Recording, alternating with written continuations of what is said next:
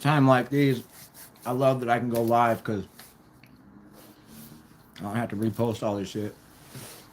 But just wanted to dive back into some of the stuff I went through back when in my early um,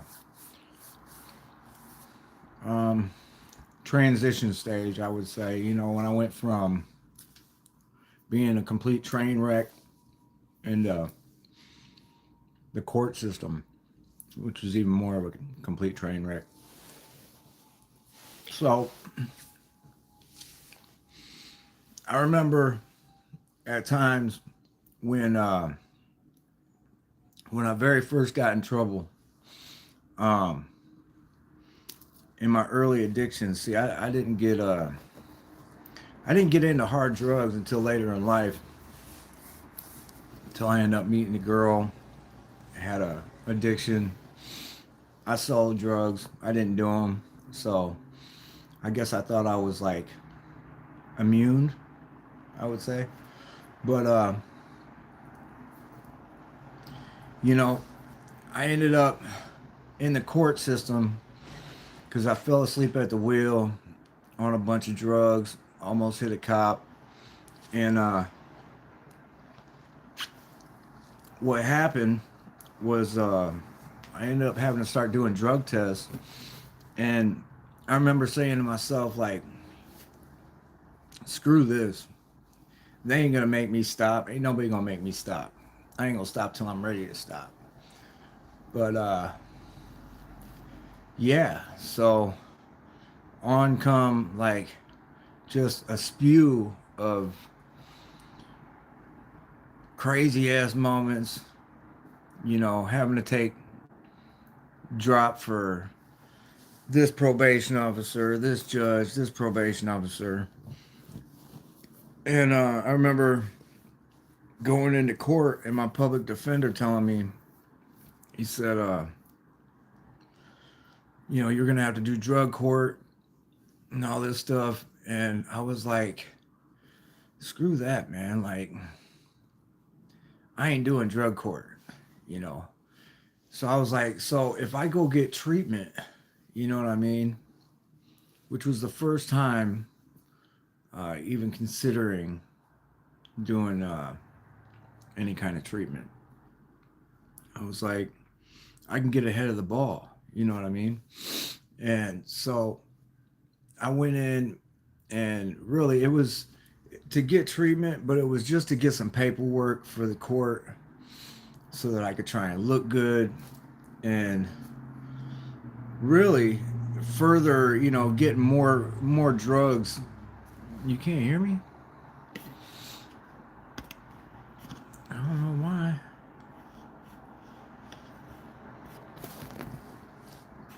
Y'all still can't hear me for real?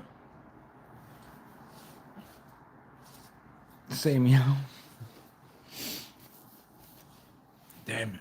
Sound off.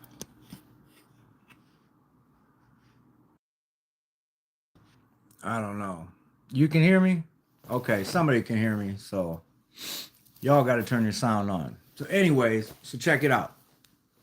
So, I went into court.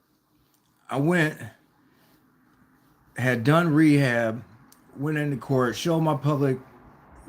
Man, I'm about to, I'm about to hook up some microphones. Half of y'all can hear me, the other half can't. So, look, y'all got to turn your sound up on your phones or something.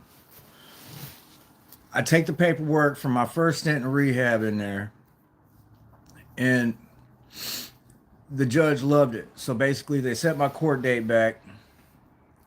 I came back, and for some reason, I thought like I just go ahead and keep using.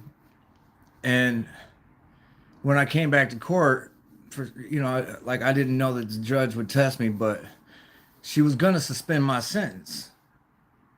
And she looked at me and she was like, "Well, I'll tell you what, if he's clean, we'll go ahead and suspend his sentence. Are you clean?" And I was like, I stuttered when I went to answer. and she just slapped her hands down on the table, and she's like, damn it, you know what I mean? So like literally that was like my first lesson in the whole drug test thing, as far as like the court system thing. So that onset like this preparation for future drug tests. So I would not get caught with my pants down again. You know what I'm saying?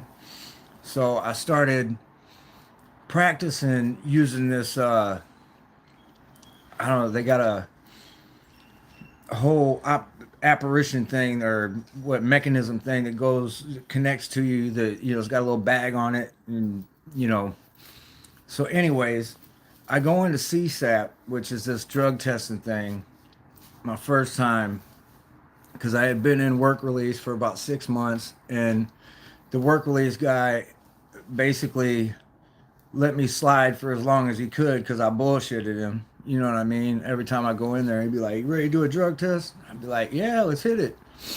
And he'd be like, don't worry about it. You know what I mean? So bullshitted him for I don't know how long. Finally, he's like, "All right, Jay, I got to send you down for a drug test." And I'm like, really? You know what I mean? And I can't even tell you. I almost had a panic attack right there in my little probation meeting. So I go down there. I got this mechanism hooked up, right? And I done been through the whole getting caught, having a drug test. So I thought I was ready.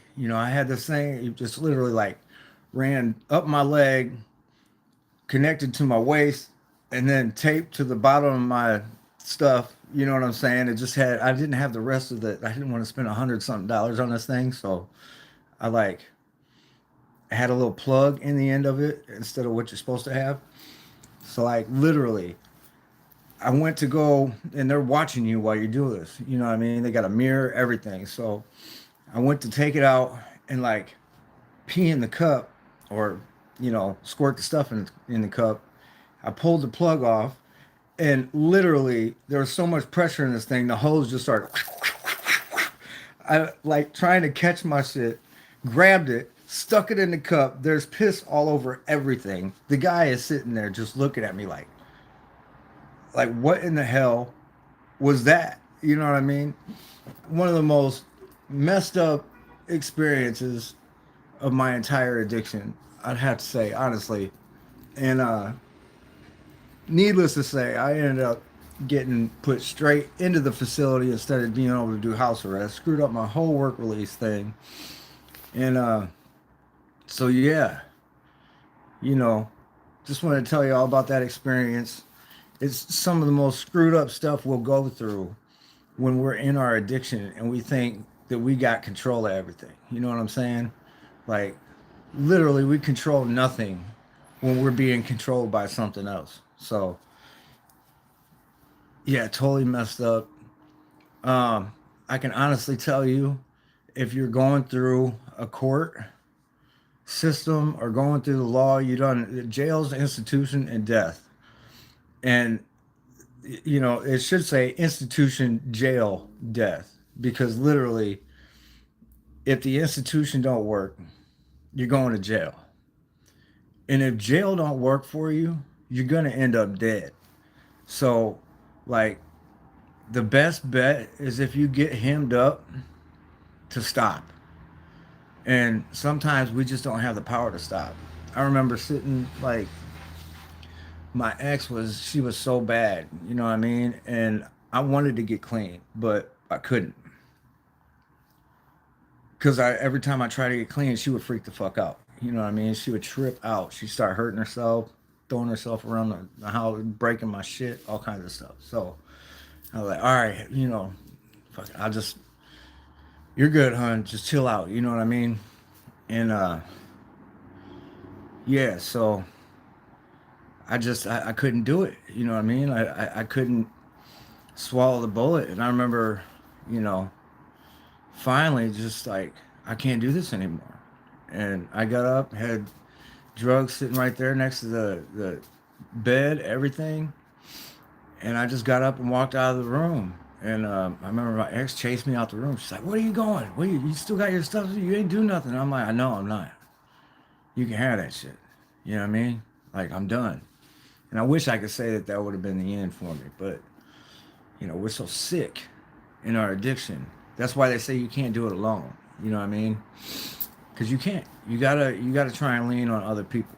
You know what I'm saying? That have been through it, that have more experience, and you know, once you finally make the choice to choose you, that's when your journey really begins. You know, all the stuff you go through before that, that's all preparation for the fact. You know, your journey really begins once you start fighting. So, you know, I just want to tell y'all a little bit about my some of my ups and downs, some of my crazy stories. You know, um, yeah, I appreciate y'all tuning in. So, until the next episode, y'all have a good day. Good day. More of your fellow addicts, crazy war stories. I got more shit for you to come. Don't worry about that. And we're gonna be doing interviews real soon. So stay tuned. I got my buddy Josh is gonna sit down with us and tell us a little bit about his story. I mean, dude's a G. You know what I mean? Gangster, not, you know, G, but you know, like he's done been through it. You know what I mean? Been through the life, and for him to go through what he's been through, and then be able to help people like me, just from his journey. You know what I'm saying? That's true strength. True strength is being able to fight you. You know what is holding you down. So you know if you think that you can't do it, if somebody like me can make it out, I've been dead. You know, 6, 7 times, 8 times. Who knows? I don't even know. I don't even know how many times I've been dead. Ain't that fucked up? You know. But if somebody like me can do it, you know, you can do it. That's all I got to say. So, hey, everybody that made it through the last 24 with me, I'm proud of you. Stay locked in, y'all. Peace.